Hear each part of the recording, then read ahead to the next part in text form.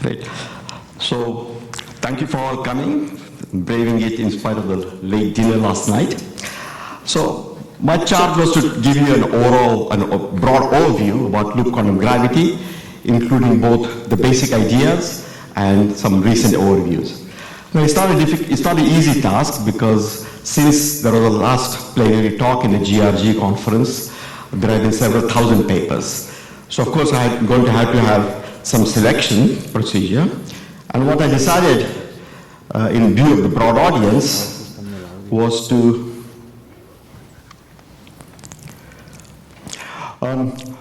summarize, first of all, this work from by many researchers, and begin with a brief introduction, and then only use some illustrative examples of recent advances. There have been many, but obviously I cannot do justice to all of them. I apologize in advance to experts in the audience whose work I could not cover. And there are two illustrative examples. One is a bridge between theory and observations of the very early universe, and then conceptual issues. And finally, I will conclude with some discussion of open issues and a broad perspective on quantum gravity, how this approach compares with other approaches, and so on. So, let me begin with the first part. I mean, in general relativity, it really begins with this totally outrageous idea of Einstein's that gravity is not really a force, but it is encoded in the very geometry of curved space-time.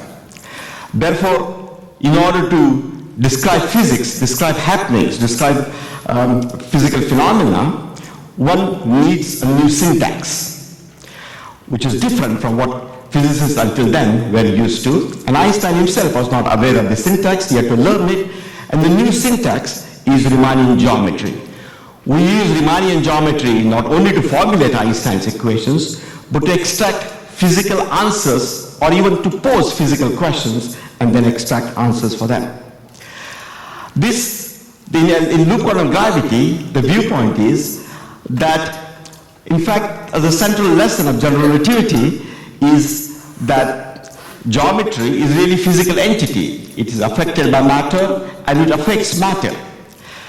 Now, matter has atomic structure, and therefore physical geometry should also have atomic structure. And if geometry has atomic structure like matter, then quantum gravity also needs a new syntax, and that is quantum Riemannian geometry. And this was systematically developed by a very large number of researchers, particularly in the 90s and the early 2000s.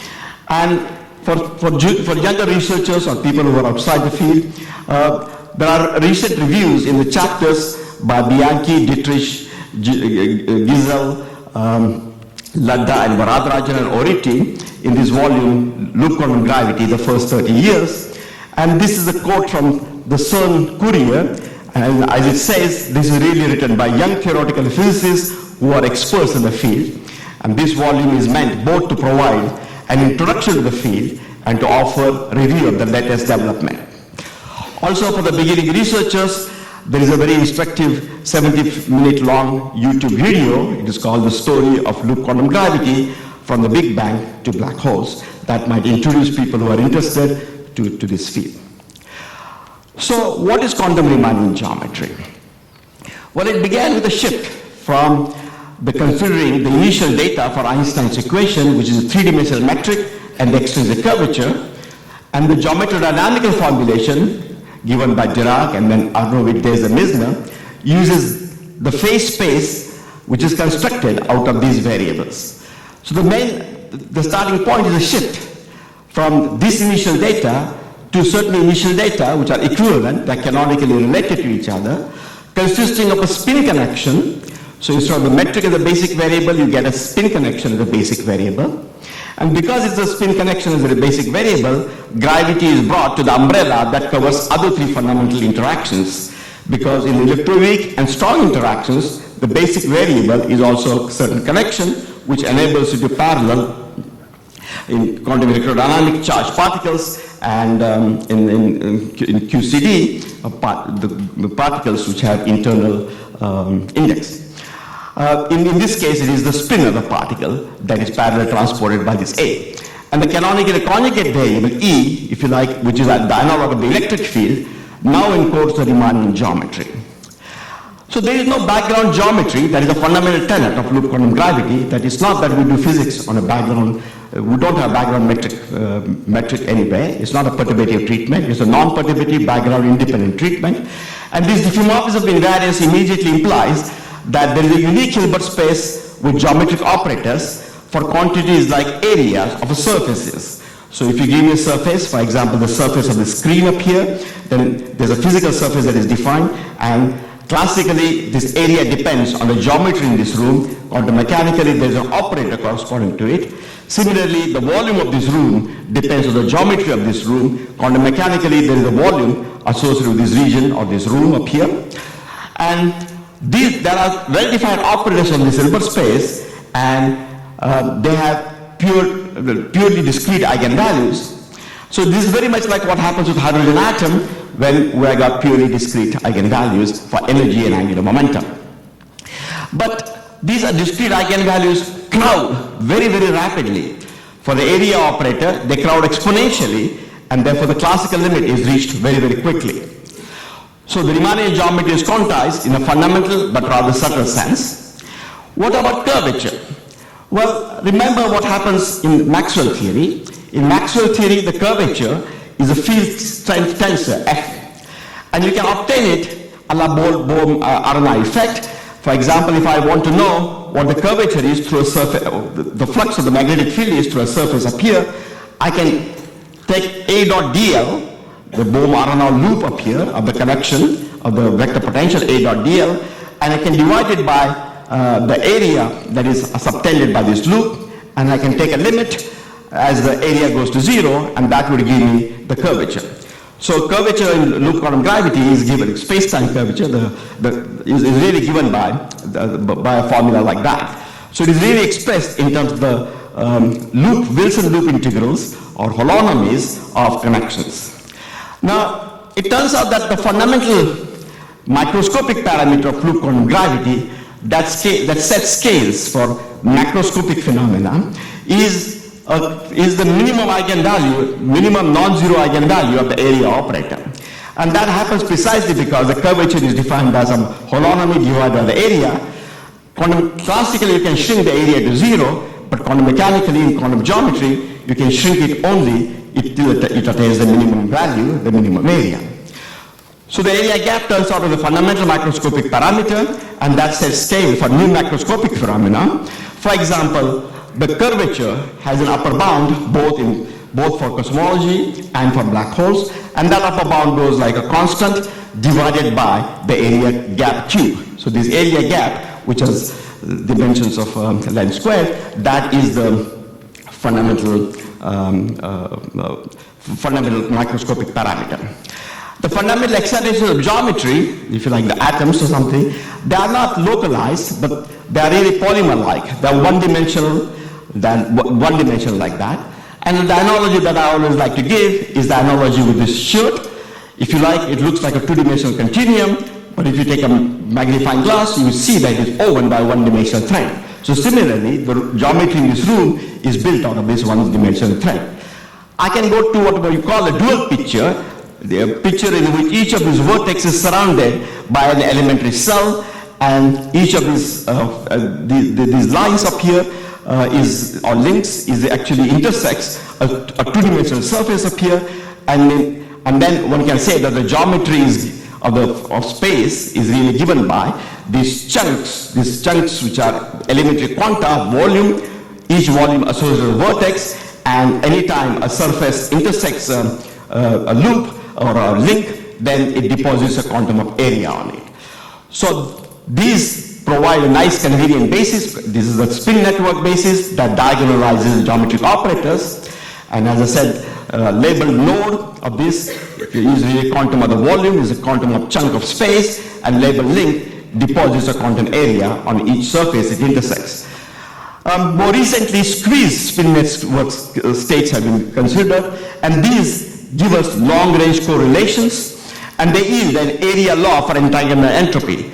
So this is an example of the type of things that Mark was talking about. Most of the time he referred to the area CFT and so on, but at one stage he said it is much more general phenomena, and this is the general phenomena that appears in loop quantum gravity. So there are some long-standing issues of quantum gravity and how are they resolved. How do you do physics if there is no background space-time to anchor it on? It's a conceptually very difficult question.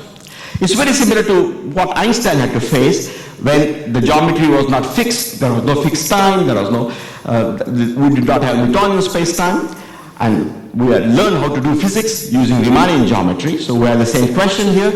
What is time and how do you speak of dynamics or happening? Again, there's a classical counterpart, but that is a little bit easier than the quantum counterpart. Are strong curvature singularities of general relativity resolved by quantum gravity? And are the ultraviolet divergences of quantum field theory also naturally resolved by quantum gravity? So these questions have been with us since the 70s. And in answers to these questions in loop quantum gravity are as follows. How do you do physics if there is no space-time to anchor it? Well, it turns out that matter fields and geometry are both quantum mechanical at birth. Quantum fields propagate on a quantum state of geometry that provides probability amplitude for varied geometry.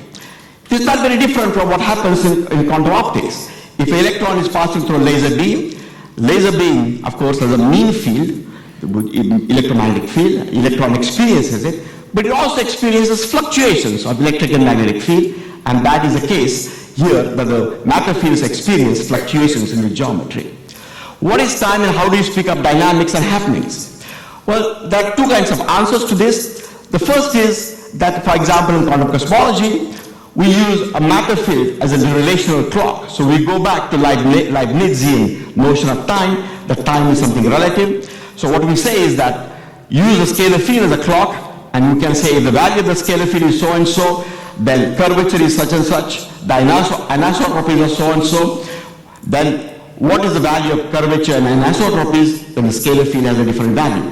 So you think of the scalar field as providing for you a certain clock, with respect to which other fields evolve. But also in purely geometrical terms, the happening can be encoded as follows.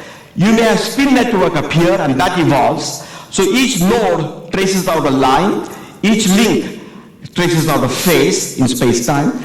So the space-time picture for spin network is too complex. And this is what is used in the sum of histories approach or the spin-form approach. And the happening in this case is really that you are evolving, nothing is happening until now, but suddenly a new vertex is created up here. And if a new vertex is created, then something happens. So there's an event here happening, and so you can count how many happenings there happened, or you can count time in terms of these happenings. Are strong curvature singularities naturally resolved by quantum gravity? Well, all cosmological and black hole models considered so far, space-like strong curvature singularities are attained by loop quantum gravity.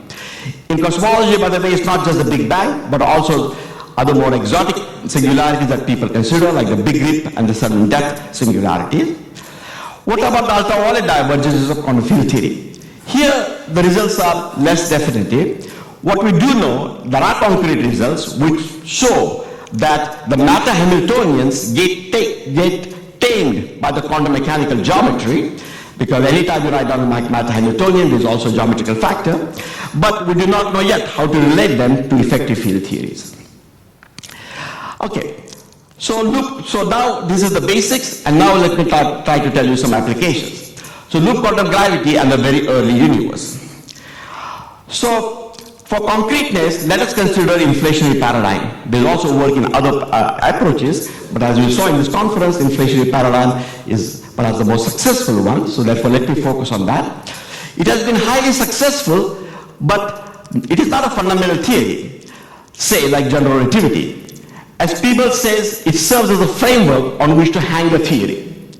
Now this does not diminish the importance of inflation, because after all, when we look at the history of quantum mechanics and the early ideas, which also provided some scaffoldings to hang a theory, like the Bohr atom, were absolutely essential to develop the real correct theory, which turned out to be the Heisenberg-Schrödinger theory, for example. So, but nonetheless, one should look for such theory. And inflation begins much after the Planck regime, when matter density and curvature are about 10 to the minus 11 or 10 to the minus 12 on the Planck scale. And so what we need to do to embed it in a good theory would be to really extend what happens even at earlier times when the universe has curvature of Planck scale. And there's work by a lot of people. There are literally several thousands of papers on this to explore various aspects, and I'm just going to summarize. As I already mentioned, the Big Bang is replaced by Big Bounce here. The Big Bang singularity is really resolved. So basically, this is a universe which is expanding. If I go backward in time, it will be contracting, but does not contract to a singularity, but expands out again. So there is a prior branch to the universe, and this is a Planck regime where the curvature is about Planckian. And the absolute upper bound to the curvature, both in black hole, in the cosmological context, is about 62 Planck length to the minus 2. Therefore, the background is not infinite, it's finite. Therefore, the background quantum geometry remains well behaved across these bounds up here. Equations of loop quantum cosmology do not break down. We can evolve back. All the quantities are finite, all observables are finite, and cosmological perturbations can propagate on this quantum geometry. And because of these Planck scale issues which plague standard inflationary models are really faced squarely, because we are really evolving them in the Planck regime on the quantum geometry of space-time. As we will see, there is now a bridge between theory and observation, and it's a two-way bridge. We're learning something about observations from theory, and from observations we're learning something about the theory as well. So singularity resolution, I just give you one example. As I said, there are many models that have been considered. So what I'm plotting up here is the scalar field, which is supposed to be playing the role of a relational time. And here is a volume of a region, like this room. If you like, it goes like, it's a co-moving volume of this room. So it goes like it's a physical volume of this room. Therefore, it goes like a cube. So what we're looking at is really the expectation values of this volume operator at any given time. And this is a slow roll inflation in which the volume expands exponentially, as you can see up here. But if you go backward in time, then the inflaton turns around, and then in classical general relativity, the volume will shrink to zero. But instead there's a quantum region, and you've got a bounce. So what is behind the singularity resolution? Well, the key modification of Einstein's dynamics is well captured in effective equations. So really, what happens is that because of quantum geometry, it is the left-hand side of Einstein's equation which is modified. The right-hand side matter content is also modified, but the important corrections come from the left-hand side. But by an algebraic manipulation, we can transfer those terms to the right-hand side and write the Friedmann equation as follows. The red part is a classical equation, but it now gets a correction where this quantity rho sup is given by, as I said before, that it goes like 1 upon the area gap cube, and it is about 0.41 rho Planck. So the Big Bang is replaced by quantum bounce, because what happens is that when rho is equal to rho sup, this factor is 1, so that A dot vanishes. Therefore, prior to that event, the universe is contracting, and after that event, the universe is expanding. But there is a very nice separation of scales, because this quantity is so large. As soon as we enter, for example, inflationary era, where this is of the order of 10 to the minus 11 or 10 to the minus 12, therefore, these are about 10 to the minus 11 or 10 to the minus 12 compared to this. Therefore, this factor becomes completely negligible, and quantum field theory in curved spacetimes used in cosmology is perfectly fine during inflation, but not in the early part, before pre-inflationary era. What is the mechanism? There is no unphysical matter. We don't violate energy condition or new boundary conditions, as in Hartle-Hawking ansatz. Quantum geometry creates a brand new repulsive force in the Planck regime, overwhelming the classical attraction. And this is a phenomena is completely understood in the Hamiltonian approach, in the path integral approach, and in the consistent framework histories approach. There are many generalizations, as I mentioned, to include spatial curvature, cosmological constant, and isotropies, which are notoriously difficult in other approaches to quantum gravity. And the qualitative summary is that every time a curvature scalar enters a Planck regime, the quantum geometry repulsive force dilutes it, preventing a blowout. Interestingly now, in mainstream cosmology, the Big Bang refers not to an initial singularity, but to an early hot phase of the universe. And I was just told by science journalists just a couple of weeks ago that indeed most of the leading cosmologists now don't think that there was really a singularity. And loop quantum cosmology was kind of the first one to sort of analyze this issue in great detail and show that in this wide class of models, the singularity is resolved. There is actually a hot phase of the universe, that's fine, but there is nothing singular there. Physics does not break down. So one might ask, okay, singularity is resolved, but who cares? Why does it matter? Well, it matters for the following reason. See, normally one thinks that whatever cosmological perturbations there may be, they are not going to be affected by the pre-inflationary evolution, because whatever effects there are, they will be completely washed out during inflation. But this is not quite true, for two reasons. One of them was actually done here by Navarro Salas, Ivana Guillaume, and also by Eugene Parker, and which is really that if there were excitations at the onset of inflation or the Bunch-Davies vacuum, these excitations don't get diluted away because of spontaneous emission. So the number density of excitations remains actually constant. Therefore, the question is, are there excitations? And the answer is yes, there can be excitations.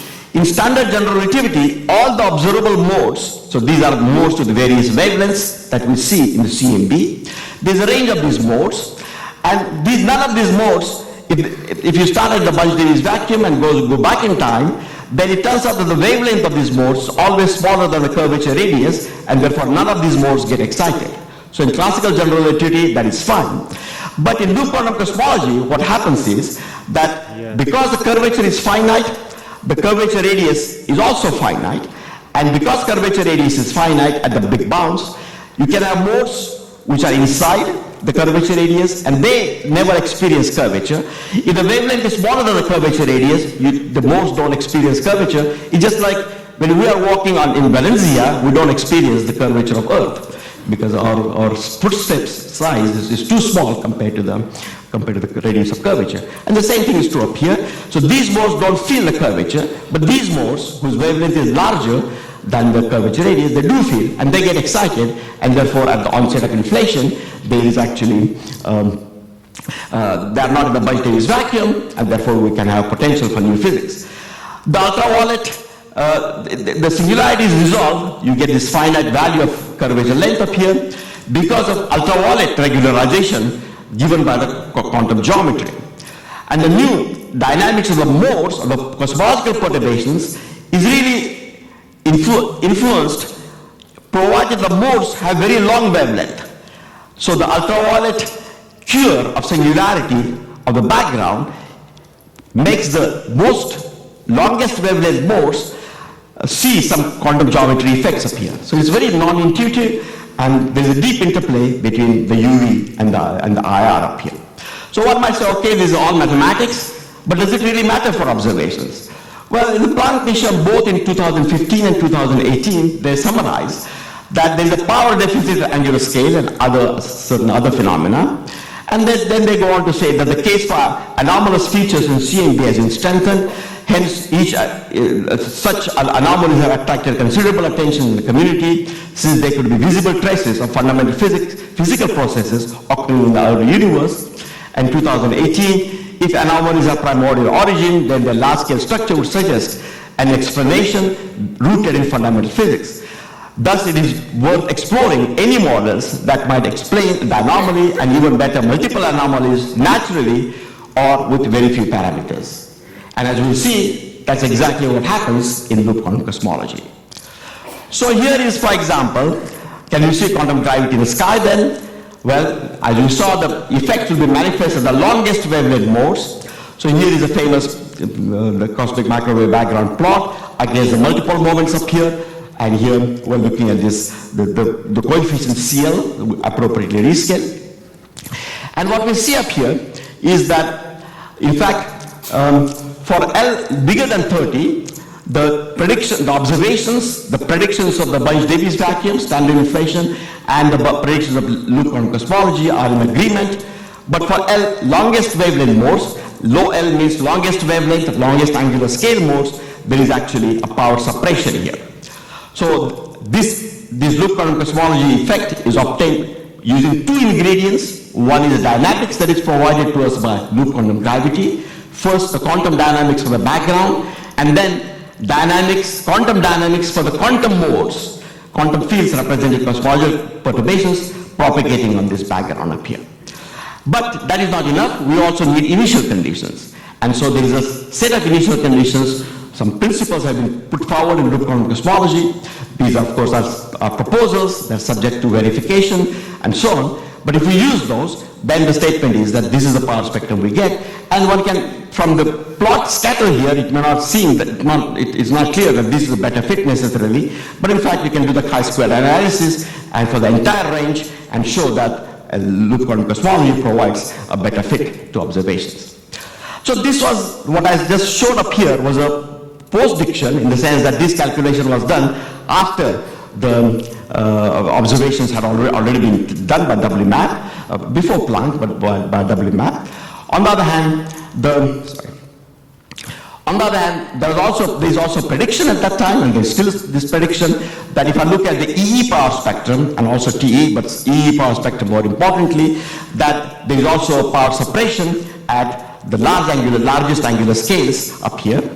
And this really is a prediction at the time because these were not measured for the low L's. And this is a if you have non-primordial mechanisms for the temperature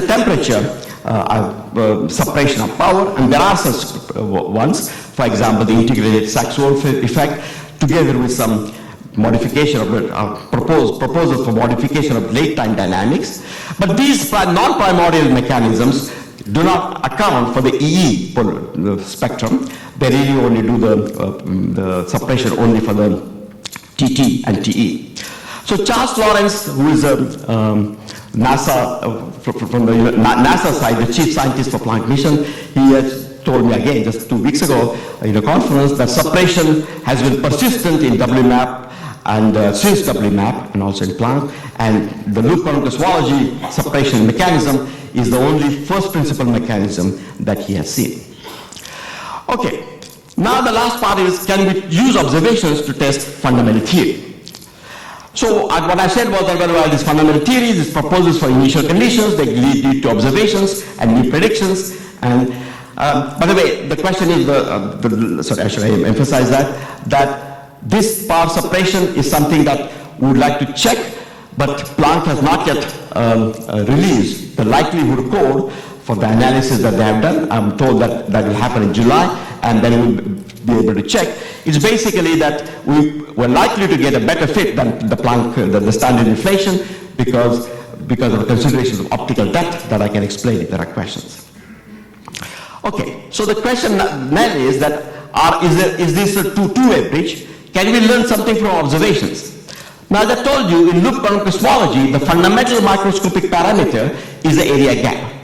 But the theory by itself does not give you a mechanism, a value of this area gap. It's a little like the theta angle in QCD. The theory doesn't tell you what the theta is, but it just says that there is this new parameter up here. In working out predictions, what was done was to use the value of area gap, which is about 5.17 Planck length squared, which came from black hole entropy calculations. So we had to fix this parameter, so we used the black hole entropy of, for example, a spherical black hole, non-rotating black hole, I should say, to fix this parameter, and then we checked that the same value works for the Hawking-Bekenstein entropy to the leading order for other black holes. But this was used by these completely independent considerations. But now we can turn the tables around and we can treat this area gap as a free parameter and work out the TT power spectrum and find the best fit that is compatible with the observed value of TT parameter. So this is the value that is used, but now we just let this delta to be a free parameter and see what happens. And what we find is the following. This is the probability and this is the value of delta. For technical reasons, it is not delta, but it's certain radius extracted from delta, 6 delta upon 4 pi to the 1/2. So there's certain radius of a sphere of 6 delta for technical reason that I can explain later. And the value that is used is this value up here, and it is completely within 68% of confidence level. The fact that it's not near the peak has no significance because there are these error bars. And so in fact, this is a completely unexpected agreement between the cosmological calculation and between the black hole calculation. Note that increase of the area gap by factor of 10 is observationally ruled out at 95% confidence level, and decrease by factor of 10 is ruled out at 68% confidence level on this side. And there is a total unforeseen synergy between black hole and cosmological thing. So much for cosmology. Now what we want to know is what happens with black hole evaporation. So this is the second application that I would like to tell you. So in this slide, I'm just summarizing for you what the standard prescriptions are. So consider quantum fields in a state, in the initial state as Scri minus or in the distant past up here, which are the vacuum state. Then the curve geometry creates pairs of modes, and one of them falls into the singularity, into the black hole, and the other one goes to infinity up here. The energy flux, so producing energy flux at infinity up here, and therefore the black hole shrinks and eventually disappears. So in this picture, it looks like the black hole has shrunk, and then I got a nice final surface, but this is misleading because of causal structure, because the final boundary is not just this surface, but also the singularity inside the black hole. As we see in the Penrose diagram, the final boundary is not Scri plus, but also the singularity inside the black hole. Now, if the singularity persists, it's clear that if you send in states from here, then some of the state would fall into the singularity, and some of it will go out. This is a quantum state, and therefore, to most relativists, it is clear that if the singularity persists, then information will be lost in the asymptotic region. It's not lost in the total region, but some of it is soaked up by the singularity. But if one insists unitarity in this space-time, that the S matrix from here to here should be unitary, somehow the information which is absorbed by the singularity is somehow re-registers at Scri plus, then, as one does often in string theory, then one is led to invoke novel ideas, first to add quantum Xerox machine, complementarity, then firewalls along horizons, and now fast scramblers. But firewalls, for example, such new novel ideas have run into issues, problems, because they would imply surprising failure of semi-classical physics. And talking to my string theory friends, it does not seem to be a leading idea anymore. It was 5 years ago. So the question is, what happens in loop quantum gravity? So this has been analyzed by really a lot of people, and I'm giving you just a very one transparency summary of this huge work up here. So what happens is the following. You see, here I got a Penrose diagram. Here I got some matter coming from infinity. We do this because for the S matrix considerations, it's better not to consider star, but matter coming from infinity. So if you consider matter coming from infinity up here, following and making a black hole, then what happens is the marginally trapped surfaces are formed and they evolve and they give you this dynamical horizon. In the classical region, the dynamical horizon area increases. In the quantum mechanical region, the area actually decreases. It is not obvious from this artist's impression, but the area here is actually decreasing. But something very interesting happens. Supposing I looked at the horizon at the formation of the black hole, and I try to fill inside with some free surface. Of course, there is no natural free surface, but I could consider trace k equal to constant surface, and I just fill it in up there. Then the trace k equal to constant surface, or Kretschmann scalar equal to constant surface, and fill it in here. Then the volume is of the order of n cube, of the mass cube, because the radius is n cube, and the area is the radius is n, and the area of the surface is also is m squared. But as a negative energy flux comes in, and one solves this Einstein's equation using some simple model of what the flux is of this energy, negative energy, the dynamical horizon actually shrinks. Now as it shrinks, one might say, yeah, it shrinks, and it is going to become smaller and smaller. But supposing it shrinks from the solar mass black hole, about a kilometer, to something which is like a lunar mass black hole, which is going to be a millimeter up here. Then what happens in that case? Well, what happens is that this internal surface starts developing very long necks. One might say, okay, but how long? Well, by the time it has gone from solar mass to lunar mass, and everybody I think agrees that this is a good semi-classical regime, the neck has become about 10 to the 55 light years. It's extremely long, and therefore this extremely long neck can host modes, the modes which are fallen in, their wavelength, this is all heuristic now, their wavelength would get elongated, extremely elongated, and you can have a huge number of modes with very little energy. So even though you've got a very little energy that is left over, there can be lot of states up here, and this is the mechanism. Now if the singularity is resolved, as in loop quantum cosmology, then these extremely long wavelength modes would be slowly released, and the time scale estimated is about m to the fourth, so it is even more than the Hawking evaporation time scale. And then the statement is that there is no obstruction to getting unitarity up here. And the main point is that once the singularity is resolved, so the space-time is extended. Space-time is larger than it was before, so therefore there is more room for information to be recovered. This is not a picture that is completely worked out, but there is a lot of work currently furiously trying to complete various aspects of this picture. So let me now come to the last thing about open issues and outlook. So loop quantum gravity starts with a new syntax, quantum Riemannian geometry, and uses it to address long-standing problems of quantum gravity.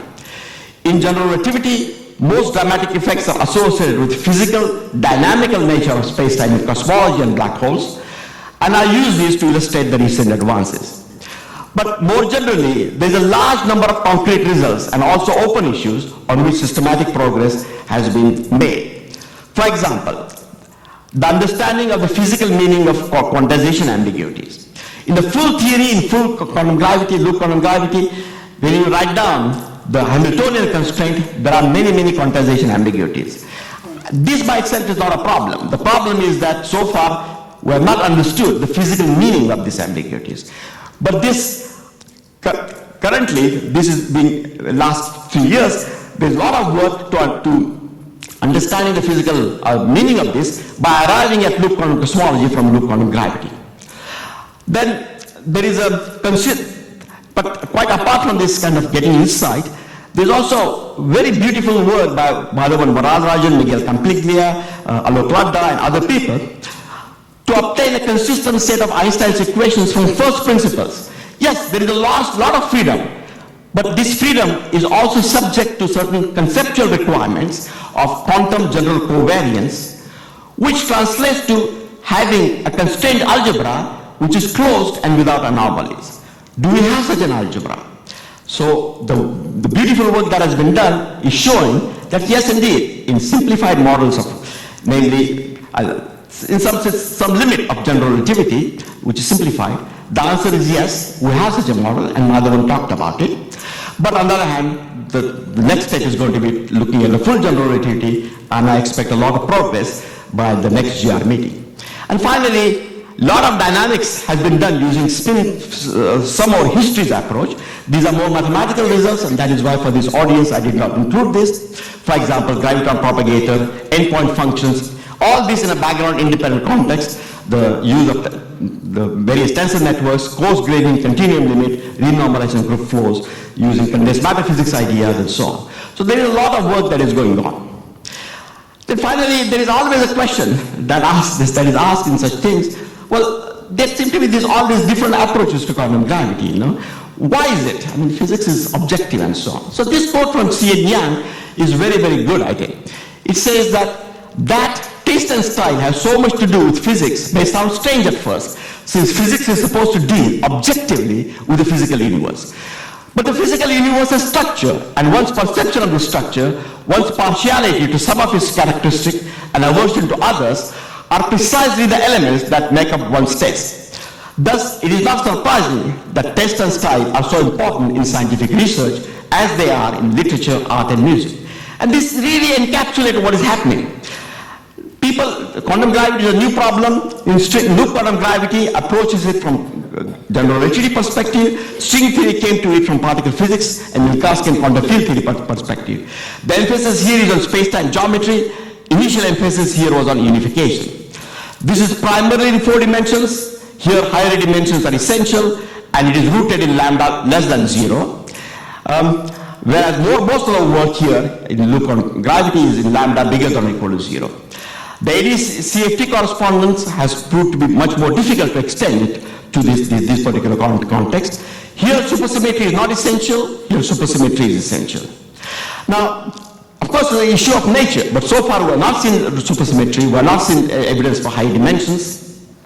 And the cosmology constant that we see is a positive cosmology constant. Of course, there will be a mechanism to get a negative, starting from negative cosmology constant to positive cosmology constant, but that is not kind of inbuilt. So the two, however, are complementary. The diversity is not only healthy, but is essential. So a final thought, just 1 minute now. Because the problem of quantum gravity has been with us so long, and until recently, there was no obvious observation window to test the ideas, leaders have often made appeals to aesthetics. For example, one finds quotes from eminent and thoughtful people, quotes such as this. It would have been a cruel God to have laid down such a pretty scheme and not to have it mean something deep. And this pretty scheme is the edge space or the heavens, which are associated with the tutorial ideas of Roger Penrose. And similarly about string theory, one finds, I just think too many nice things happen in string theory for it to be all wrong. Humans do not understand it very well, but I just don't believe that there is some big conspiracy that created this incredible thing that has nothing to do with the real world. And I think in these cases, these are beautiful quotes and they express deep intuition, but I think it is good to have a reminder for Feynman. And this is a reminder. It does not matter how beautiful your theory is. It doesn't matter how smart you are or what your name is. If it doesn't agree with the experiment, then it is wrong. And I think this is something that we should just keep in mind, right? I mean, it's not that therefore we should drop what we're doing, but we should really keep this in mind. And there are examples from history. I mean, we know steady-state cosmology was actually, most people don't know it because I'm too young, it was actually a leading thing, a leading candidate because of aesthetic reasons, by Fred Hoyle, Tommy Gold, Harman Bondi, Dennis Sharma. Then similarly, going back in time, the unified field theory of Einstein, with Einstein general relativity and Maxwell, seemed extremely natural, the nice thing to do. But again, the ideas have been important, but the main hypothesis has proved to be completely wrong. And perhaps this is an even better example. Atoms, in the end of 19th century, the idea was, well, what are atoms? And the idea came up that atoms may be vortices which are knotted. So the simple knot would be hydrogen, trefoil knot with one non-triviality would be helium, and so on and so forth. And leading people like Lord Kelvin and Maxwell thought that this was really the best way to explain atoms. And this is what started knot theory. So physics had this deep influence into mathematics, even though physically the idea is wrong, and we know now that this really does not have anything to do with atoms at all. So therefore, I think it is good to keep this advice of Richard Feynman in mind. Thank you.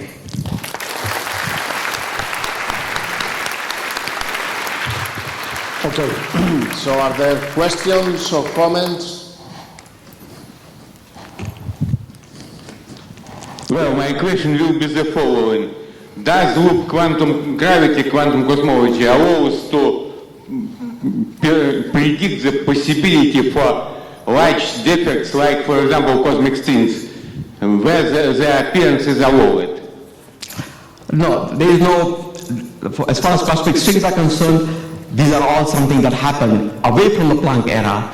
So whatever the predictions are in standard general relativity, they are the same predictions in loop quantum gravity. This is not really a Planck scale phenomenon. So there is a question there.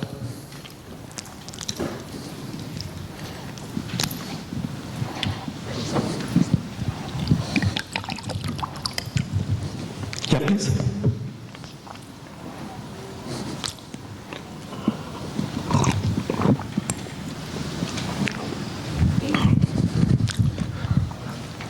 Okay,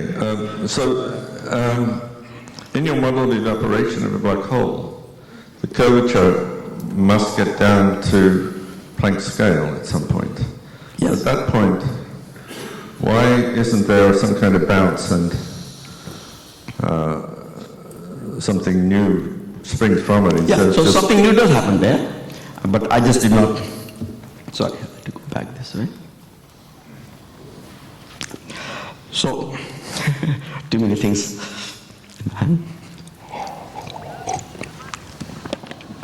Yes. So something new does happen there, and that is all this thing that I just said in the quantum region. So point up here is that by the time you come to the Planck, the mass that is left is very small, right? I mean, it's a few times, a million times, say, a Planck mass or something like that.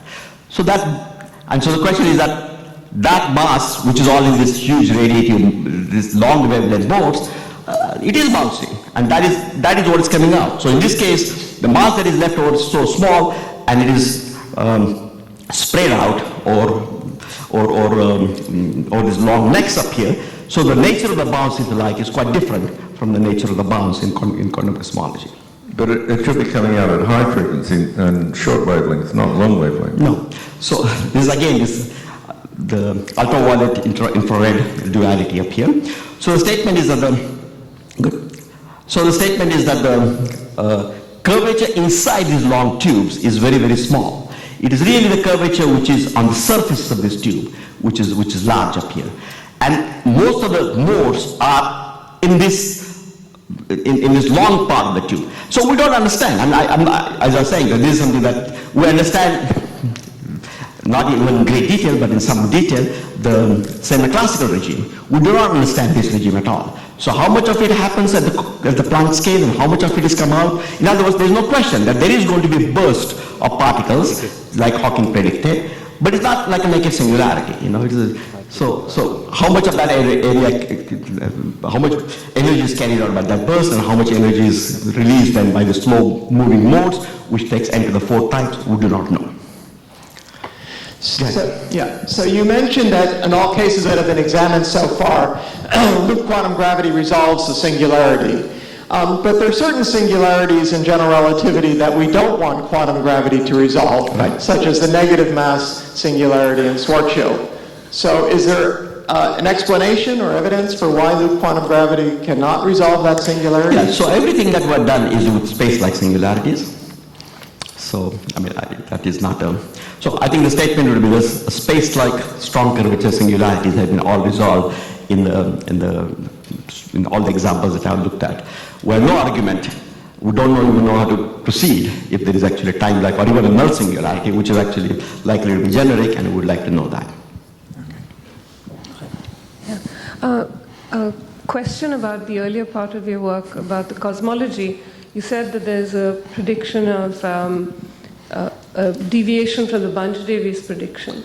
And what I don't quite understand is how, I mean, that's in the quantum fields, yes, but it's somehow a relic of quantum cosmology that survives into this regime? Yes, that's exactly right. And what is the nature, I mean, I guess the question is, in what sense has it been modified? Is there a qualitative sense in which... Power is suppressed, right? Power is suppressed. Okay. So it's like... And the relic is really this interplay between the UV and the IR. Namely, it is because the UV produces a certain scale, curvature scale, which is finite up here, that modes can be outside that curvature scale. And they get excited. They get excited in this Planck regime. It's not a very long regime. And yet, they get, if those excitations persist at the onset of inflation, and then they remain. And what they do is precisely this, modifying the spectrum, both for TT and EE. Okay, so we have time for one last question. Please, could you comment on, please, about the relation between the black hole evaporation and the fast hadron bursts? I'm not an expert in this, so the idea here is that there have been ideas that have been put forward, very interesting ideas, that perhaps it's not so much, the black, it's not evaporation, but there's black hole bounce, if you like, as was being asked up here, that there could be black hole, there could be bounce across a black hole, and that could perhaps be accounted for this fast radio burst. So what my understanding is that there actually is a precise signature that could be perhaps astrophysically observed. I think Francesca is here, so she can tell you more about this. That could perhaps be astrophysically observed to separate this mechanism from other mechanisms. But as usual in astrophysics, there are many, many mechanisms. People are very, very clever. They come up with new ideas and so on. But this is something that is happening there. I think the work is more speculative than, in the sense that, which is not in a negative sense, it's in a positive sense. It's very bold. But as usual, when you have very bold things, bold proposals, they should be followed, and people are following it with more detailed calculations currently. Okay, so let's thank Abhay again. Before we continue, Frank Schulz has an announcement to make. So please.